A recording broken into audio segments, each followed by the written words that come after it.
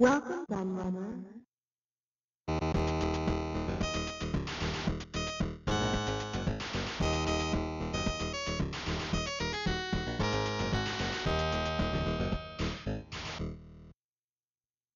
The good old ZX Spectrum, a British institution that is still popular with gamers to this very day. Launched in 1982, it did more to kickstart the UK games industry than anything else. Sinclair's vision to create a low-cost computer for the masses was a pivotal moment in the history of both computing and gaming, with the rubber key wonder going on to launch the careers of some of the world's best-known developers.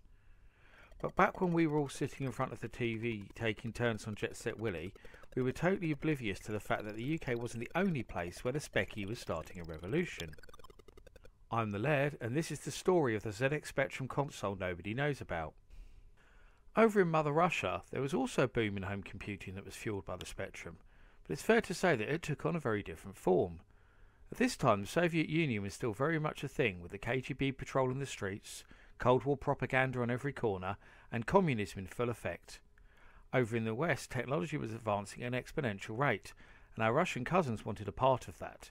So people started sneaking European home computers into the country, and then taking them apart to see how they ticked. The ZX Spectrum soon became the computer of choice for this Soviet tinkering, as not only was it in plentiful supply, but its simple design and common parts made it a very easy thing to copy. Before long, the Eastern European market was flooded with ZX Spectrum clones in all sorts of different shapes and sizes. While there were some that would definitely make any rubber key owner jealous, there were others that, left a lot to be desired, shall we say. Now fast forward to 1990, and over here in the UK, the ZX Spectrum was starting to look pretty long in the tooth, with many owners moving over to one of the more advanced 16-bit computers, or indeed a home console. And this is where it gets really interesting, because it seems our Russian friends are well aware of the rise of these self-contained gaming boxes. A Leningrad-based company called Intercompex had already been manufacturing various ZX Spectrum clones under the Hobbit branding for some time, and had experienced a relative amount of success. It was said that they had sold over 15,000 of them by this point, and received many large orders from local schools.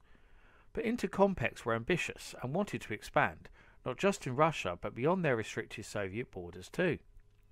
So founders of the company, Mikhail Osintisky and Dmitry Mikhailov, decided to jump on a plane and head over to the UK to tout their super spectrums to the British press.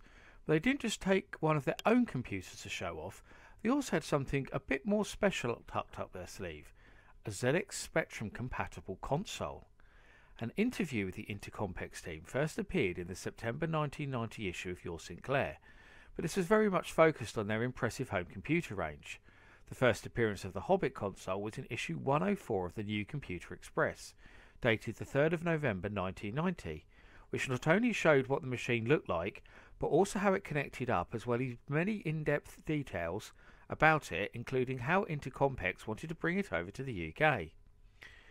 It went on to appear again in the January 1991 issue of Your Sinclair in a follow-up to the original Rage Hard article, as well as 2 consecutive appearances in Sinclair User magazine in August and September 1992. Both publications seemed to be incredibly impressed with the device for the most part, particularly praising its level of compatibility with 48K machines, but they were slightly bemoaning its lack of 128K compatibility also. The Hobbit console reportedly featured full compatibility with all ZX Spectrum programs, an extended 64K of RAM, and ran around 12% faster than a standard Specky.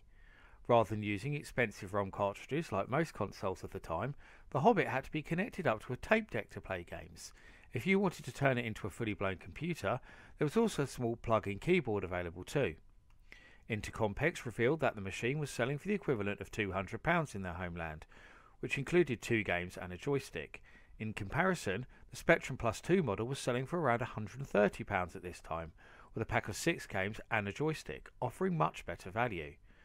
Along with revealing that they hoped to bring the whole Hobbit range over to the UK, they also said that they were in discussions with Amstrad, the then owners of the Sinclair brand, about whether or not it infringed on their IP, and they hoped to get their full blessing.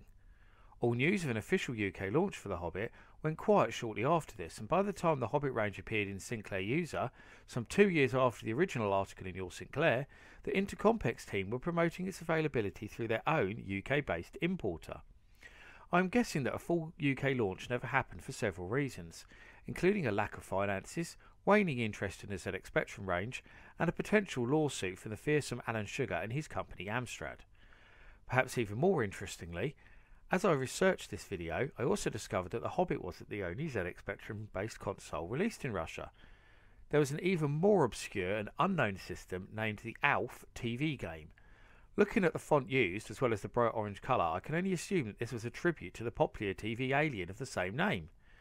I think we can all pretty much agree that a console based on the ZX Spectrum was a bad idea though, especially as late as 1990, but it's an incredibly interesting story nonetheless. If you enjoyed this video and want to see more just like it, then please consider visiting my Patreon and making a pledge. You'll even get access to a host of exclusive content there too. I've been the Retro Laird, I hope you've enjoyed watching, and I'll see you all again very soon.